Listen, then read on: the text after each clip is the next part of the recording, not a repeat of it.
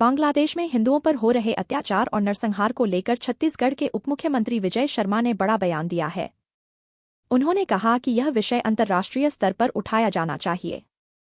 उन्होंने कांग्रेस और अन्य विपक्षी पार्टियों पर निशाना साधते हुए पूछा कि क्यों इन पार्टियों ने हिंदुओं पर हो रहे अत्याचार पर चुप्पी साधी है।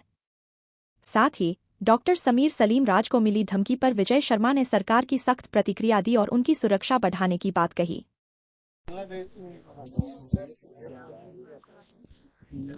बांग्लादेश में चिन्मय प्रभु और अन्य लोगों को इस तरीके से जेल में डाला जा रहा है, मारा जा रहा है, चाहे वो पाकिस्तान बना हुआ हो भारत से टूट करके, चाहे वो बांग्लादेश बना हुआ हो। हिंदुओं की संख्या अनवरत कम हुई है। ये आंकड़े कहते हैं, ये परिस्थितियां कहती हैं, ये सब कुछ कहते हैं। फिर भी हमारे देश के कुछ लोगों को जो स्वयं को अनावश्यक सेक्युलर कहते हैं, उनको ये बात समझ नहीं आती है।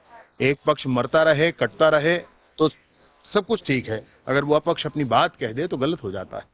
मैं बिल्कुल इस विषय पर यह कहना चाहता हूं कि बांग्लादेश में हिंदुओं पर जो दमन हो रहा है, उस पर अंतर्राष्ट्रीय स्तर पर सोच करके और उन पर कार्यवाही होनी चाहिए। हमारे देश में हिंदुओं के लिए सदैव स्थान रहा है और रहेगा, और उस नाते जो भी परिस्थितियां बनती है, भारत की सरकार तो अनवरत उस पर, विदेश मंत्रालय ने भी अपनी प्रतिक्रिया व्यक्त की है और भारत की सरकार की चिंता अनवरत है भी। परंतु अन्य लोगों को ये क्यों नहीं दिखता है, अन्य पार्टियों को क्यों नहीं दिख रहा है? क्यों कांग्रेस के प्रदेश राष्ट्रीय अध्यक्ष ने एक शब्द नहीं कहा कि भाई हिंदुओं को वहां मारा जा रहा है? क्यों नहीं कहा? क्यों अपने आप को सेक्युलर बताने वाली पार्टियां, समाजवादी और अन्य पार्टियां एक बार नहीं कहती? क्या कारण है भाई इनका? यहां का कोई वोट बैंक खराब होता है उनका? ये निंदनीय है और इस पर पूरे देश को एकजुट खड़े होकर के काम करना चाहिए।